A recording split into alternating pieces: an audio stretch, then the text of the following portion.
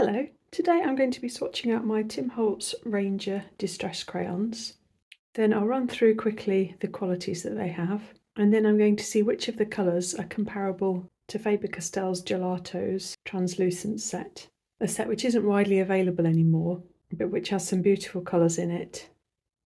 Tim Holtz has 12 sets now of these packs of 6, plus a set of 3 metallics, and there are also 12 pearlescent colours. I think in all there are 87 individual colours. I picked out 5 of the sets of 6, which I'm swatching out here in set order. I didn't pick out any packs which had more primary type colours in them. I've got the set of 48 KingArt Gel Sticks, and those are quite bright primary colours, so I didn't feel a need for any repeats.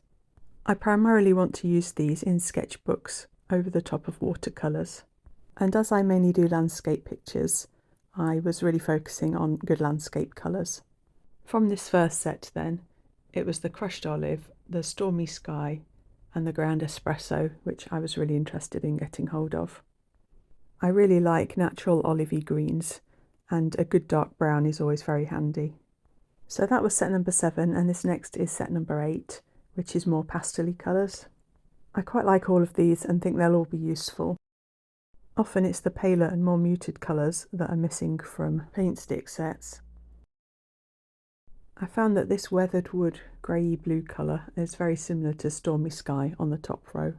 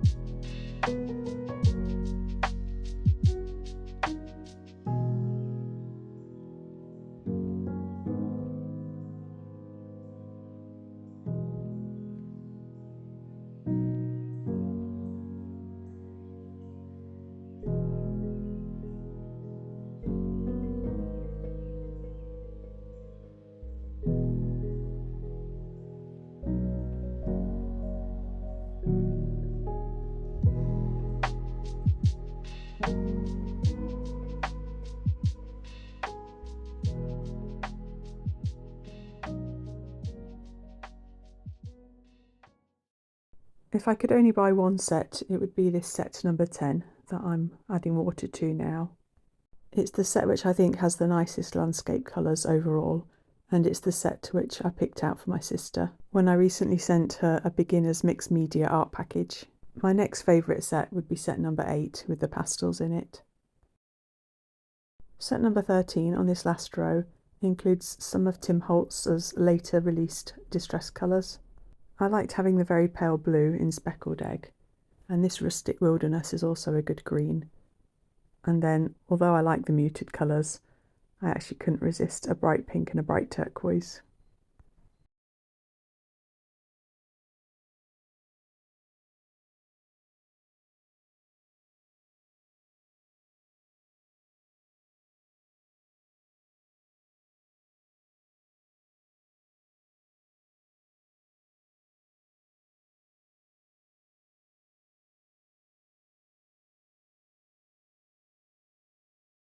The Distress crayons aren't advertised as being light fast, and I wouldn't assume that they are.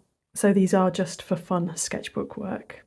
I kind of put them on the same level as Shuttle Art Tempera paint sticks, KingArt Gel Sticks, Faber-Castell Gelatos, and those kind of craft colour sticks, but don't class them as fine art materials. I did this chart the other day to compare some of the qualities, and I'll just now quickly run through how the Distress crayons compare with these. I did this in the recent art haul video, so this is repeating if you've already seen that.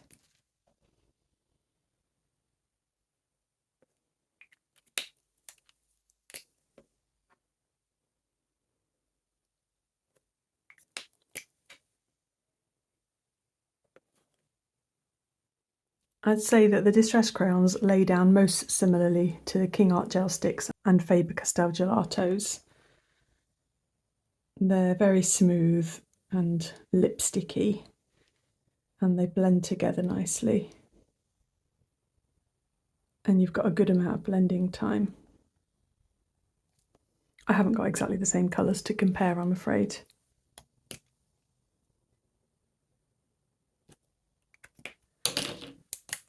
The Distress sticks are semi-opaque in the same way that the others are.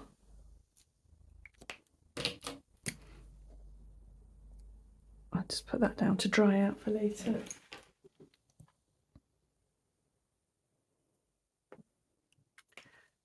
As I've already shown, they're water soluble.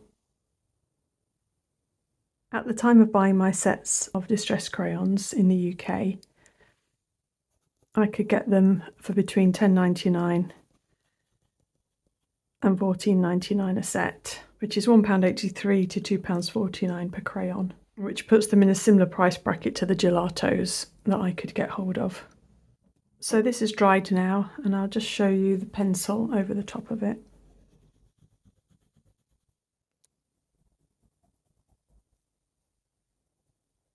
The pencil sticks very nicely to the washed out side. The saturated crayon side allows the pencil to stick when the crayon's dried out a little bit more, but I found that took a few days for it to dry completely. So with this one that's been drying for several minutes, it can still smudge a bit. The Distress crayons definitely don't dry out as quick as the Shuttle Art Tempera paint sticks. They dry almost instantly, and you can do very little blending with them. But I found that after a few days, there's much less smudging from the Distress crayons.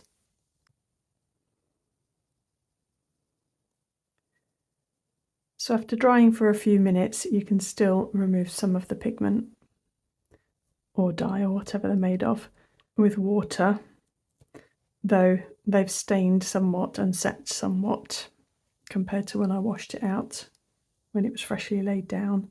And after a few days of drying, even less can be washed off. So overall, I'd say that the Distress crayons are most like the KingArt Gel Sticks and Faber-Castell Gelatos, but they're a little bit like the tempera paint sticks in that the colour does dry out, though it just does it a lot more slowly with the Distress crayons.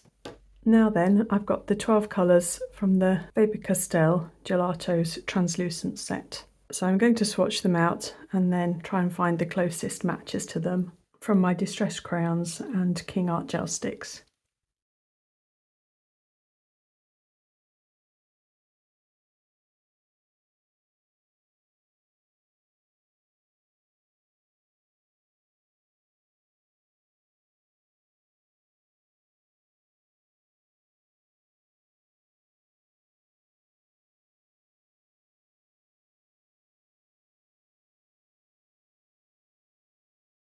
I've got the 48 set of KingArt Gel Sticks. There is a bigger set, so there might be some colours in that are better matches, but I don't know about those ones.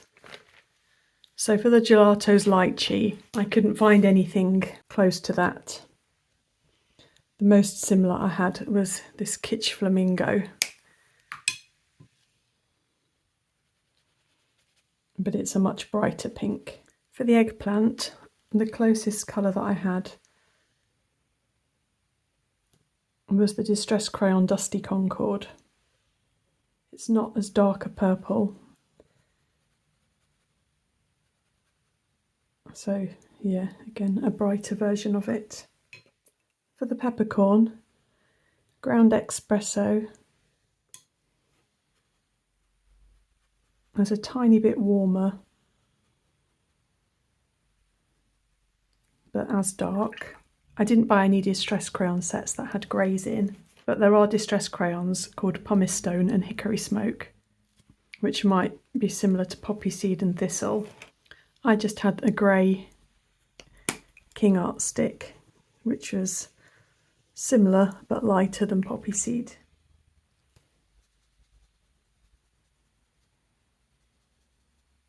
And I didn't have anything like Thistle at all, really.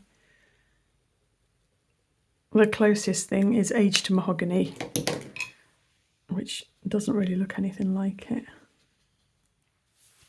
And the closest thing to Bergamot was Forest Moss, which is a bit of a warmer green. Then for the olive, the closest things I had were Crushed Olive in Distress Crayon, which looks similar in the mass tone, but is a lot yellower when it's washed out. A thing to note about these Distress Crayons is that the caps colours definitely don't match the mass tone. So if you see a packet in a shop and like the colours of the lids, just be aware that it matches them better once they've been washed out, but still not completely.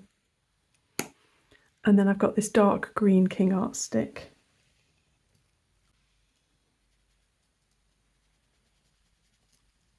Which is a lot greener. With these browns, this tea dye with water was the closest to the hazelnut, but it's not quite as warm. And then I've got this brown,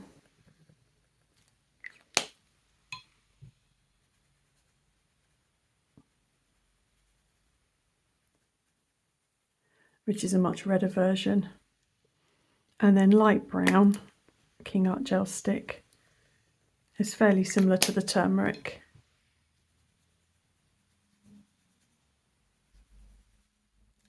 For persimmon, old paper was the closest that I had.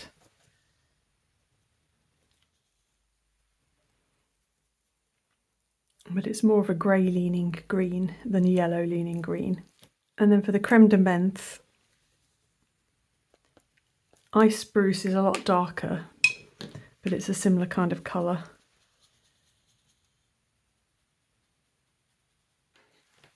I think actually my swatch here had a little bit too much yellow in it from the persimmon. I'll show you it again here.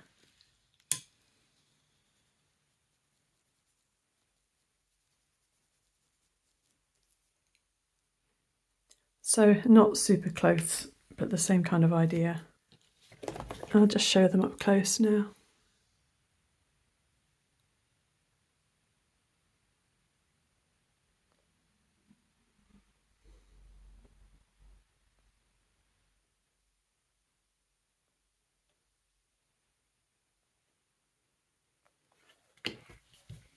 So unfortunately I couldn't find any identical colours to the Faber-Castell Translucent Gelato set, but there are definitely some lovely muted similar colours, especially in the Distress Crayon range.